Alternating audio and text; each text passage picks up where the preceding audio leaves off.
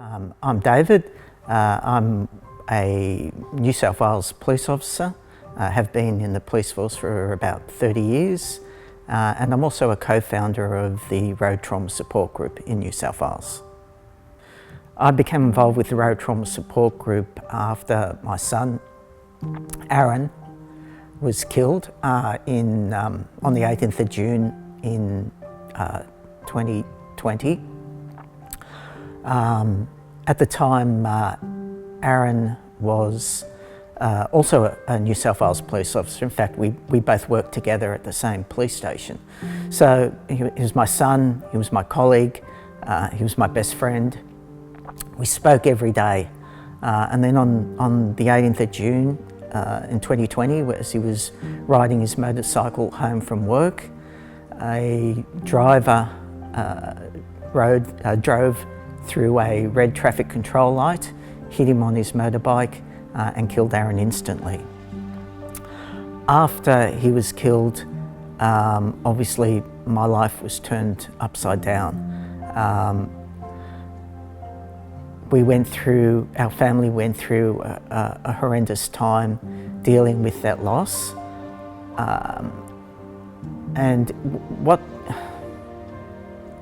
After I lost Aaron,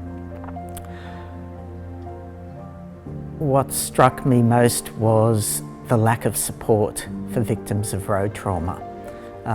At the time, I struggled to find counselling or appropriate counselling. The counselling that I did find, I had to fund and pay for myself. I had no support or assistance from the insurance companies. I was lucky that I was well supported by my colleagues. And also as a police officer, I guess I was probably in the best position possible, if anyone's in a good position after such a traumatic incident. I was probably in the best position possible to understand the process around losing someone through a road crash. I understood what the investigation would look like. I understood the court process. I understood all the intimate aspects of dealing with the police and losing a loved one. So even though I had that knowledge, I still struggled incredibly emotionally. And I thought, well, if I'm struggling, how is your average citizen who has no experience with that? How are they coping with that loss? How are they getting through such a traumatic incident with no support, no information, and no understanding? So at the time I contacted Katie Orr from the New South Wales Police Crash Investigation Unit, and I spoke with her, and so together I attended the first meeting of road trauma victims, and from there we formed the Road Trauma Support Group. Road Trauma Support Group provides really invaluable assistance to victims, not only through counselling but through their advocacy work. So quite often we find the insurance companies fail in their duties around supporting families of road trauma victims.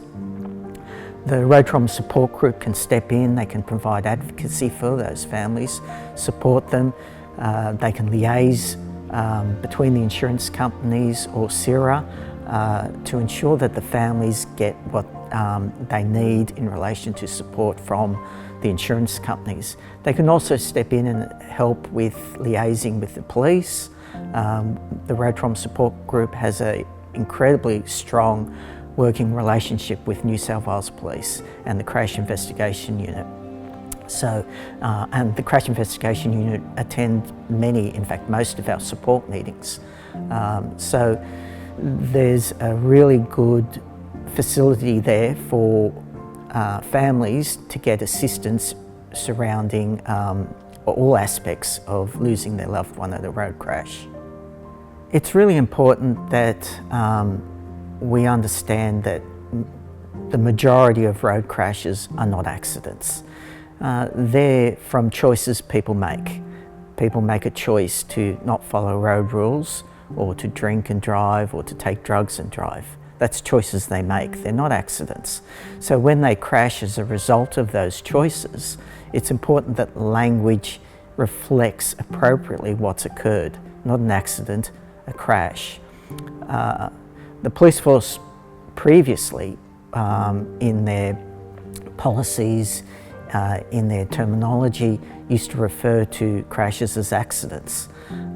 Following my involvement with the Road Trauma Support Group and obviously my continued involvement with the police, I sought to have that changed, and consequently the police force has changed their policy throughout New South Wales, where they do not refer to crashes as accidents. They're all referred to as crashes now, and that terminology has formed part of the New South Wales policy now.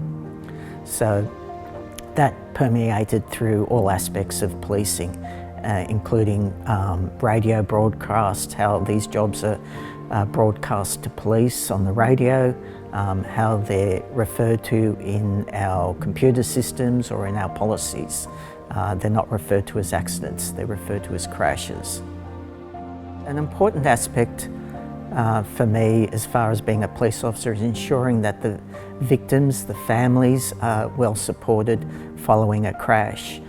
So the police force does a great job in investigating crashes, and so what I'm focusing on currently is trying to improve our response to victims, to ensure that victims following a road crash are cared for appropriately, so that they're given the information that they need, they're cared for at the scene if they attend the scene, and that appropriate referrals to the Road Trauma Support Group continue to occur. I hope to continue to be involved with the Road Trauma Support Group to see it grow. There's still a lot that we need to do, and unfortunately our membership is growing every week, which is sad. So I hope that one day we see it stop growing. But we'll always be there for all our members, and I want to continue to support our members. I want to continue to provide any specialist support that I can, and be a liaison between Road Trauma Support Group and the New South Wales Police if we see areas that we can improve upon.